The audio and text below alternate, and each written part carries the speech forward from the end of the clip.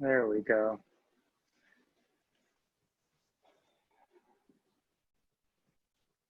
All right. So yeah, welcome to session 7, mapping across cultures. So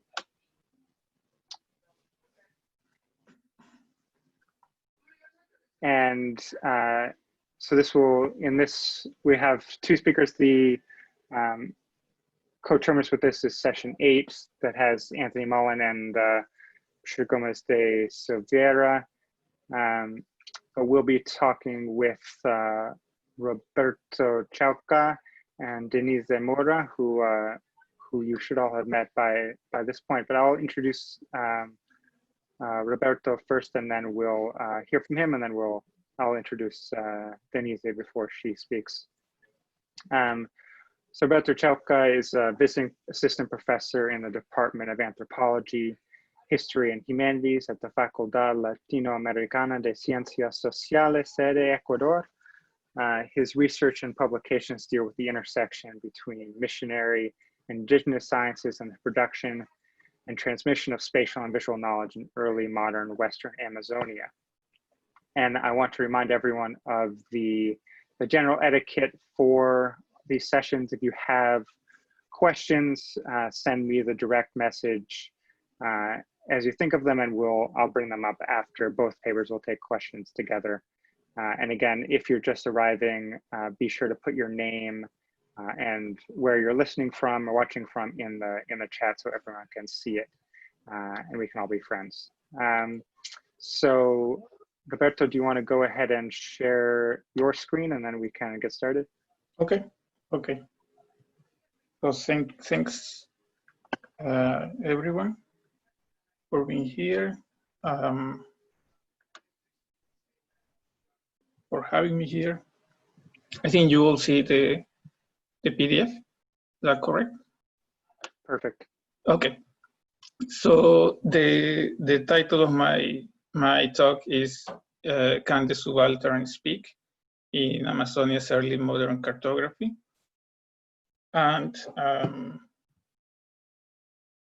me see. So more than, I mean, this is probably more a reflection based on previous research that I did, but also based on new materials that I have been reading and studying more recently. And so the big question here is, so I'm gonna use two cases in order to try to answer this question. How should we study indigenous cartography, especially in those cases when we don't have properly, like, first-hand indigenous sources, in this case, indigenous maps? And I would say that, I mean, from the beginning, the premise, in order to give an answer to this question, is to understand the problems with the conventional meanings that we ascribe to the concept of cartography, and also, you know, this is part of a larger issue with the conventional meaning of science. What we mean when we say science, right? So we think about maps, we think about plans, we think about artifacts, but in I mean, probably now in a Western sense. So we're talking a very specific, very particular artifacts, and that is a problem when we talk about, in this case, indigenous cartography, especially in this region that in the Western Amazon that I'm going to talk about. So, and I from the beginning, I think this idea from Neil Whitehead in his chapter in the history of cartography. He was the author of the indigenous cartography in lowland South America and the Caribbean. So, for instance, he makes this point, right? Or he made this point. So how can we understand these ideas about the space from the perspective of indigenous societies? So from the beginning, Whitehead, we have to move beyond graphic representation. You know, he mentioned probably there are songs, probably there are, I mean, different ways of understanding space that go beyond the map, right? The Western idea of map. So here is the case. In my study, I am focusing on cartography, indigenous cartography in Amazonia in early modern times. So we don't have primary sources. We don't have properly indigenous maps. What we do have is what I say mediated sources. So we have maps made not by the natives, Amazonian natives, but made by friars or soldiers who were members of these expeditions who went to explore and occupy, evangelize Amazon. And as I said, this is not the case in the old South America or the entire Amazon. I'm just focusing in the upper part of the Amazon basin, right? And another idea besides this idea from Whitehead is also this distinction between mapping and map making that I found in a couple of articles by Denise Wood. I think they were published in Cartographica, the journal Cartographica. So if we understand this distinction, basically map making as the process of making actual maps, and mapping meaning, in this case, exploration. So if we pay attention to this distinction, so in these cases of mapping, the mapping of Western Amazonia, the mapping and map making of Western Amazonia. So we have the case of friars and soldiers who were actually, I mean, we can say that they were actually, they were in charge of the actual process of making these artifacts, right? In the case of natives, Amazonian Indians, we don't have, of course, as I was saying, we don't have maps properly, but we have a way to understand how they were giving order to the war that was being mapped and explored by those soldiers and by those friars. So that is an important, I would say, aspect to understand how to study, right? The indigenous cartography, or at least the I don't know, the contribution, the presence, the agency of natives in the mapping and map making of Western Amazonia. So as I was saying, I'm gonna just use two cases. This case, the first case, is about boundary problem, jurisdictional problem between Franciscans from Peru and Jesuits from Quito. And they were basically, if you see the map on the right side, so you have the Jesuits from Quito coming from the north, the Franciscans from Peru coming from the south, and they were actually claiming possession of the Ucayali River that you have also in the map, that you can see in the map. The Ucayali River is, one of the largest southern tributaries of the Amazon River. So there was this problem, this dispute about this mission, the mission of the Conibo Indians in 1686, 1687. And this is part of previous research that I did for my dissertation, and I also got to publish like a preliminary version a few years ago. And so, the Franciscans, the Jesuits, everybody had to present different documents in order to justify the possession of this region.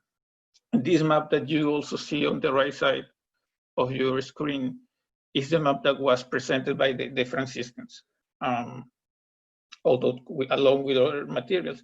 So this is the map, and that is now in the map collection in the National Library of France.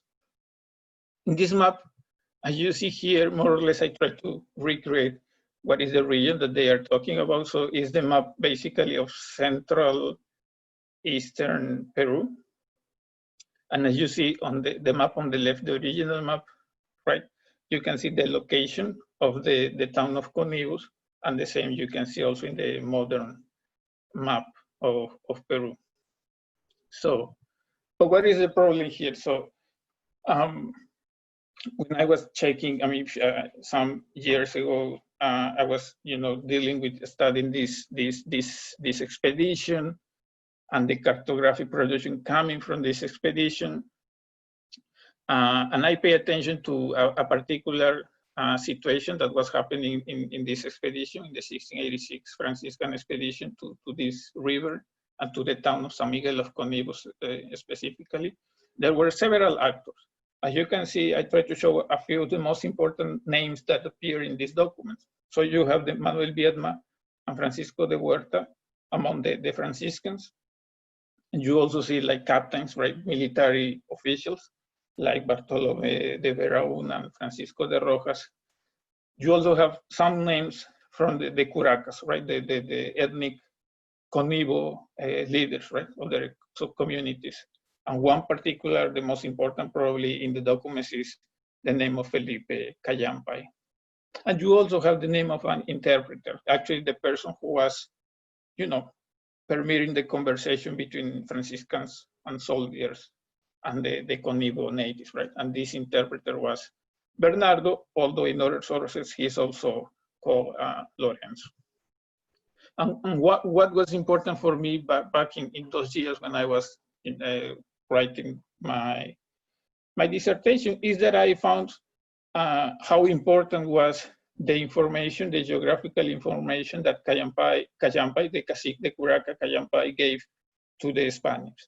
As you can see, for instance, the Spanish expedition spent a few days, weeks actually, in the town of San Miguel of Conibos. And for instance, you see Captain Rojas asked the cacique Cayampai, right, to identify all the rivers, names, and nations so that I could report to my superiors since on my way to this town, right, to Conibos, I had come blinded and no one could explain me anything.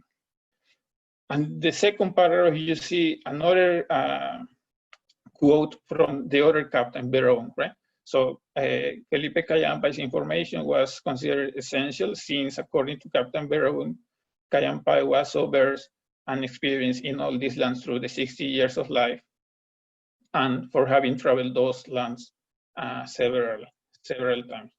So why was that why was this information important for me? Because, as I was saying in the documentation, you have sources coming from the friars and another set of sources coming from the soldiers. And it was important for me that this acknowledgement of Cayampai's information only or mostly appear in military sources. In Franciscan sources, actually, they tend to conceal the indigenous knowledge, the indigenous participation in the process of mapping Ucayali and exploring Ucayali. So how I tried to deal with this. I found no evidence, right, of Spaniards using or reading or receiving a map from the Conibos. A map, like as I was saying, in the most conventional Western sense of the term. But I did find this sort of process of oral and performative transmission of knowledge from the Curacas to the Spaniards, right? Conibo natives, you see this in the documentation, they were escorting the Spaniards along the river, along the Ucayali. And you also see, the descriptions in these documents of the Spaniards spending time in the towns of the Conibos, collecting information, right, about rivers, about territories, about societies, different towns, right, during the stay in each, particularly in the town of San Miguel of Conibos. And the conversation took place through the different languages that these people could speak in the time, right? Cayampai, for instance, he was a Conibo, so he spoke the Conibo language, which is a Panon language. So one of these different, Amazonian languages. And according to the sources, some Conibo ethnic leaders could also understand Quechua. Then you have the role of Bernardo or Lorenzo, right, interpreter, who was actually an Indian from Quito, who was brought by the Jesuits, actually, and he was left in the town of Conibo. So according to the sources, you realize that he could speak Quechua and he could speak Conibo because of the time that he spent among the Conibos, and he also could speak Spanish. And then you have one of the captains, Rojas, Francisco de Rojas, who, according to the sources, could also speak Quechua. So this is important just in order to understand the different languages and the different means of transmission of the knowledge. And you see also other type of documents produced by the captain, Francisco de Rojas. So this is a journal. Probably it's not very clear from the picture, but it's a very detailed information of the different parts of the Ucayali River that they were navigating when they were being escorted by the Conibo natives, right? This is also, I mean, it looks like very simple, but there are a few. This is an actual representation of the 26 days that the expedition took to go from the point of departure, which is, let's say, on the left side, there is a town called San Luis de Perene, and it took this expedition 26 days to go to the right side, which is the town of San Miguel of Conibos. So for me, this is very important. I mean, here is more clear, this information. For me, this is very important because you see in more detail the type of information. I mean, you see the process of how Spanish authorities, Spanish officials were recording the precise information that they were receiving from their Conibo informants and explorers, right? The second case is something that I have been reading more recently. Is a case that took place more or less in the same region, but 20, 30 years earlier. And it's a situation related to Dominicans. There are also a few Franciscans, but most important to the time of the expedition of Pedro de Borges to Eastern Peru, specifically to this town, which is called Cerro de la Sal. And this is the map, as you can see, Mapa de la Tierra, Descubierta, etc., from 1663, and it's in the archive, General Archive of Indies in Seville, in Spain.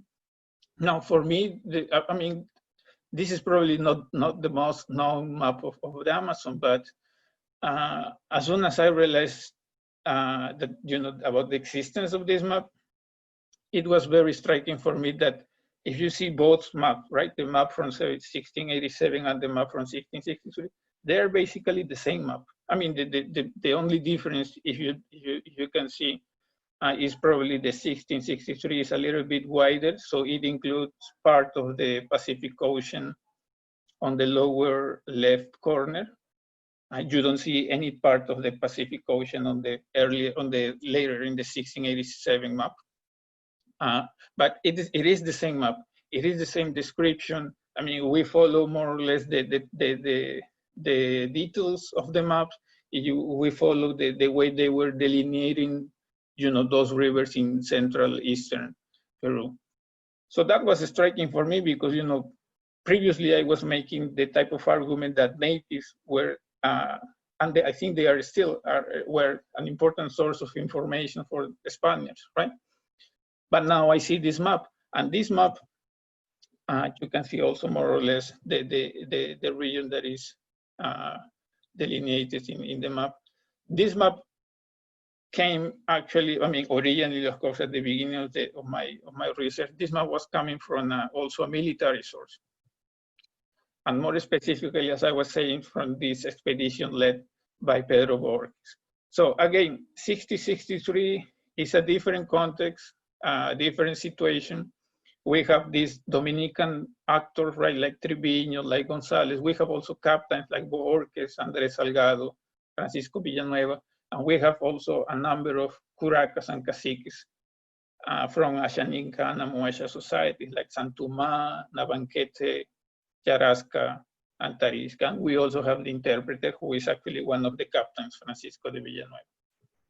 Now, why is this important? As I was saying, this map was included in this petition from 1663 written by Andrés Salgado, who was member of the 1615 expedition to Cerro de la Sal led by Pedro de Borges. So that was my idea at that moment. So again, we have another map coming from a military source. So my point is, I have to try to see if there are actually, again, indigenous information or how they were part of this exploration expedition. At the same time, there are documents also produced by the Dominican community around the same time from 1657 to 1661, and they were also claiming rights to explore this region. But again, what is what I have been, you know, looking at in these documents? I think it was important for me that I found somehow the same type of division in terms of the information provided by these sources. It is again sort of clear that missionary and military sources, even though they are part of the same process, they are recording different aspects of the same process.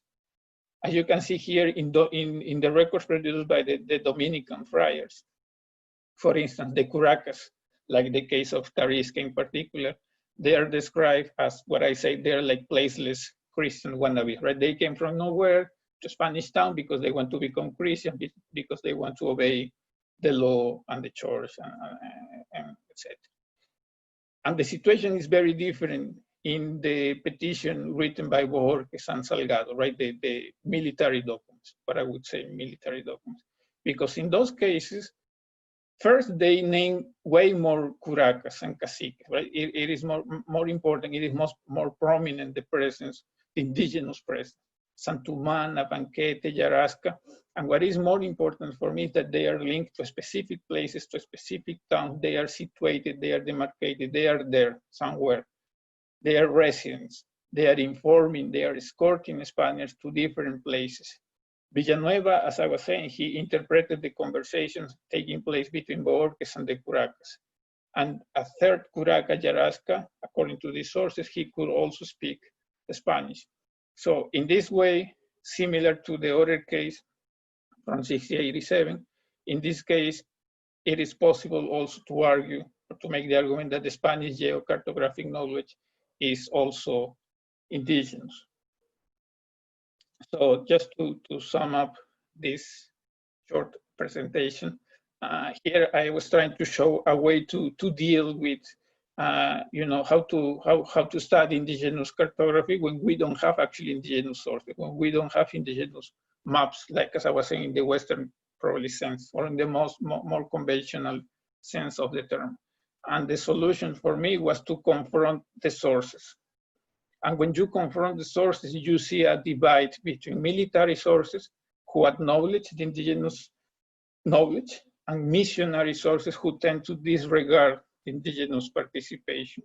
So when you confront the sources, it is possible to trace a situation of co-production of knowledge. That I mean, the term this co-production of knowledge is coming, at least from what I know, from Kapil Raj and his studies about, you know, Indian, British making of knowledge in British India, right? In India under British rule, specifically in late 18th century and early 19th. So anyway, my idea in this case is that it is possible to find non-cartographic evidence of how indigenous knowledge frame, right, the Spanish geographical and cartographical knowledge of Western Amazonia in early modern times.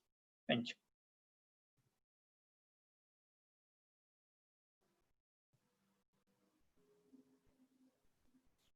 Great, thank you, Roberto.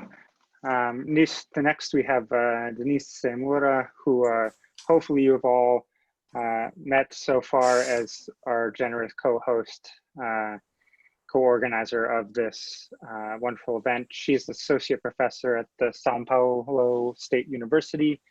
She has research projects about mapping processes of the backlands and the Iberian frontier of South Brazil during the Portuguese expeditions, excuse me, of the late 18th century. That project has received funding from the São Paulo Research Foundation, and she's published 2 articles about the subject in Portuguese Studies and Terra Brasilis. And she's working on a thesis and another article on the same topic. So without further ado, Denise, it's all you. Thank you, Dave. I think my PowerPoint is entering. Perfect. Is it? Yes? Yep. But it's not in a slideshow yet, I think. At least for me, not. I'm trying. Hold a second. It's going. My computer is slow, but it's going. Yes, indeed.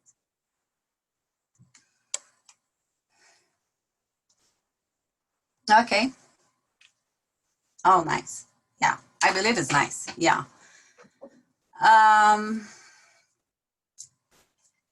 I have behind this paper that I will presenting you, I made the same question that Roberto made for him when he was studying.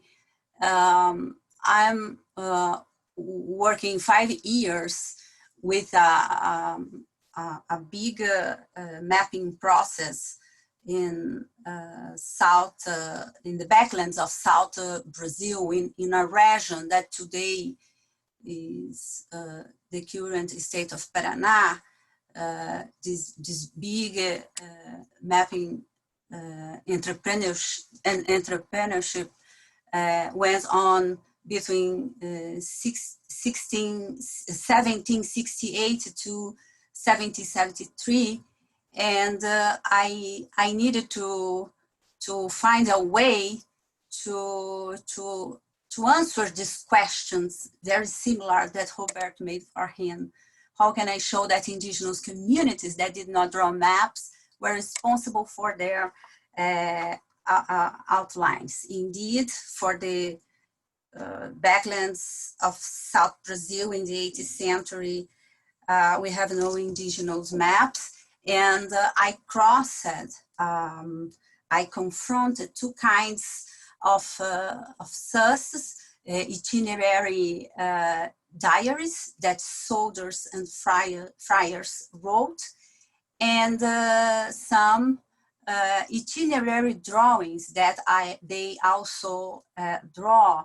And I will work with one here. And I looked for support in some concepts. For example, in the concept of cultural landscape, in cultural geography, especially with the works of the Denise Cosgrove. And I worked with anthropological data to understand some meanings of the uses of the territory by the indigenous, and I used archaeological data also for understand, the macro ethnolandscape and cartography in the backlands of South Brazil. So starting to explain you how I work at indigenous created landscapes in America with ritual spaces, trails, forests, spaces for develop everyday life activities such as cooking food, use of some rivers, settlements. They constructed some types of homes to live. They constructed funerary architecture and disposition of objects on the natural places.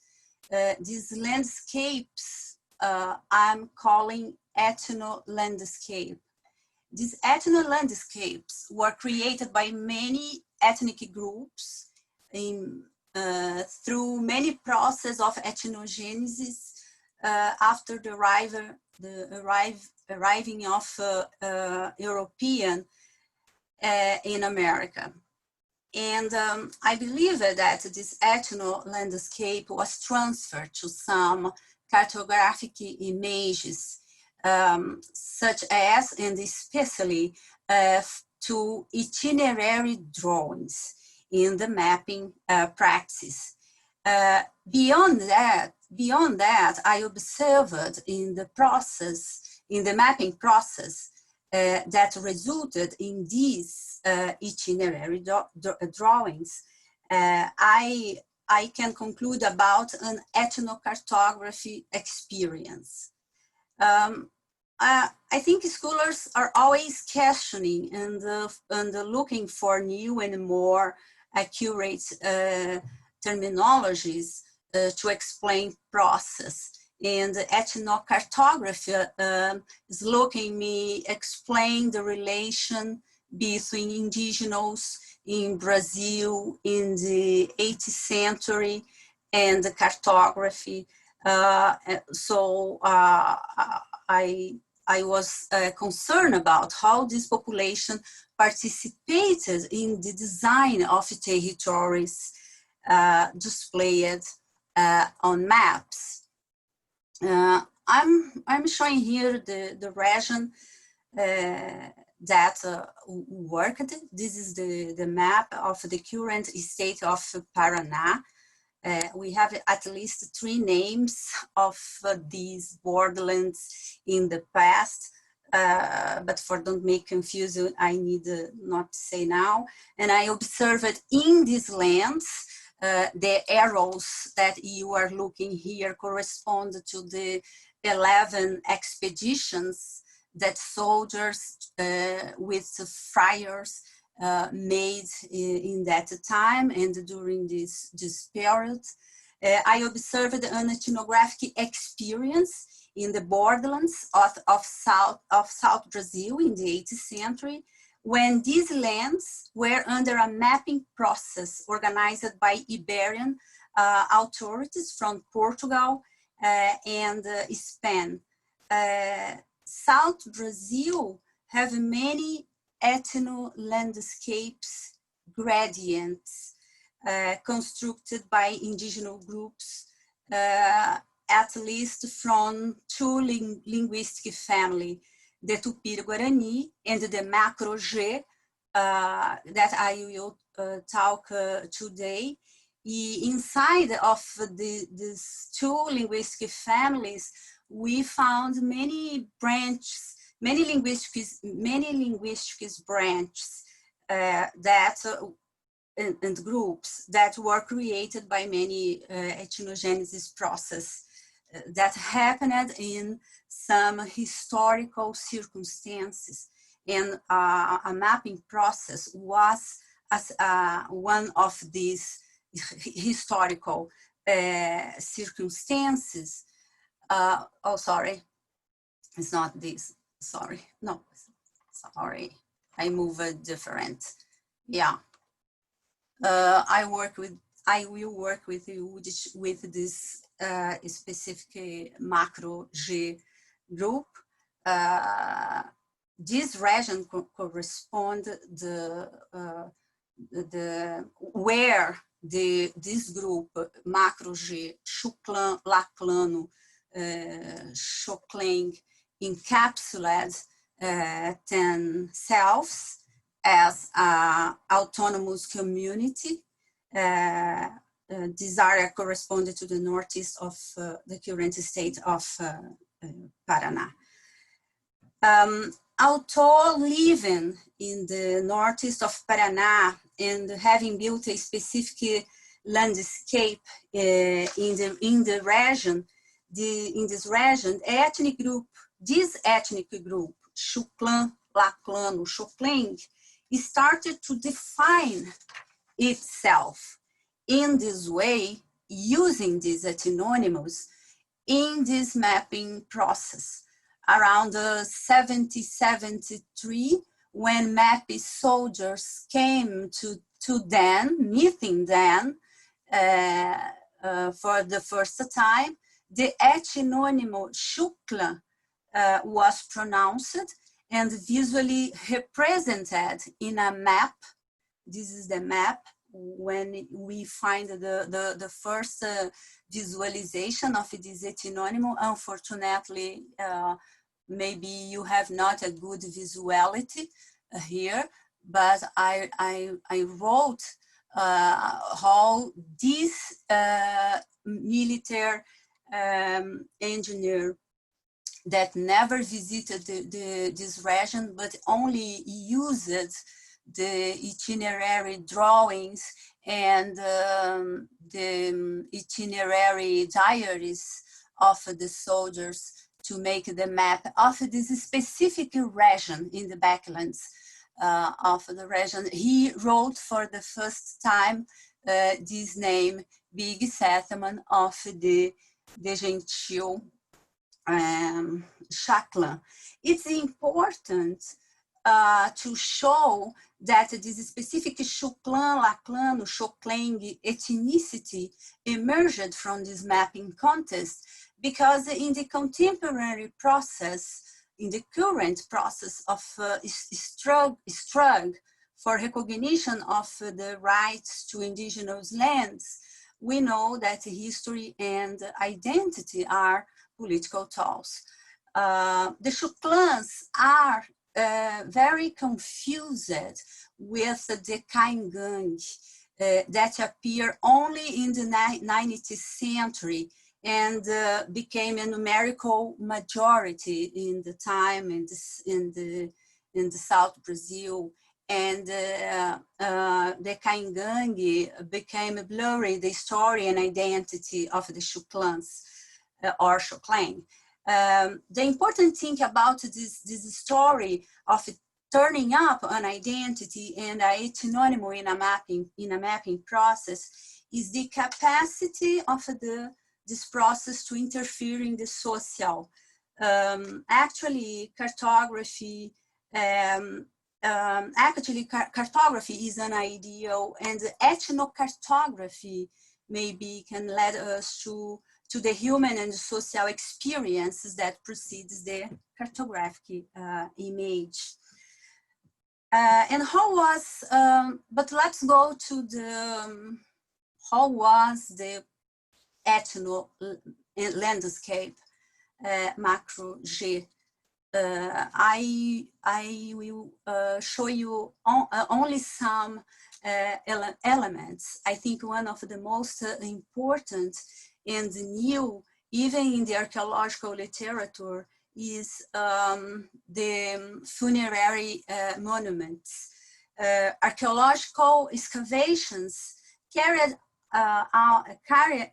accomplished since the 97th have made original discoveries about the G, macro G ethno landscape. The main one are the funerary monuments, and I can resume the image of one funerary monument like this visual evidence that I found in one of the itinerary diaries, one of the descriptions of the expedition, of the second expedition to this region. When I say a funerary monument, I'm saying like one mountain, one small mountain on the top of a big mountain. The macro G, the Chauclan, they constructed funerary monuments like that. This is one visualization that we had for the 18th century for that time, and a picture that archaeologists on the top of one, and a drawing made by another archaeologist. How would be this that you are visualizing here? How was this funerary monuments? So in the past and in the present, we have visual evidence of these monuments. The macro G performed individual or collective cremation ritual in these mountains. The bodies could either be cremated inside these monuments or in a nearby pyre, and only the ashes could be buried in the monuments. The choice of the mountain for the constructions of this funerary monument was not random. Mountains close to the village and with potential for intervisibility were chosen because all the village already headed by different caciques, by different chiefs, had to know what was happening in all the community. These monuments shaped the landscape with funerary and mountain ritual architecture, and most important, with the recurrent spread of smoke and ash throughout the environment. And these ashes and the smoke gave directions to the soldiers. Smoke came also from the ground, not only from the top of the mountains, but were caused by another activity such as cooking and cooking in trials. I think it's this here, yeah. Cooking and in trials and close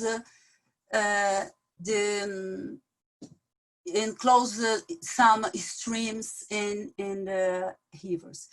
The practice of cooking on the paths and on the banks of the rivers take us to a second component of the macro G landscape. I'm talking about the Araucaria forest and the pine nuts. This is the image of the pine nuts for who knows, and the Araucaria trees. We had a good luck with the expedition, with these expeditions that I'm studying, because the same governor that organized these expeditions hired a painter that produced 40 pictures, paintings of these expeditions. So you can find some visual evidence of some elements connected with the ethno-landscape. Araucaria trees, like here, define the macro-G identity in South Brazil because their seeds were used for daily sustenance or as ritual food in post-funeral festivities in mountains. The pine nut is a seed that needs to be cooked, and the macro-G have built stone stoves for these. These stoves were found on the banks of rivers and streams. In order to have the pine nut for all the year,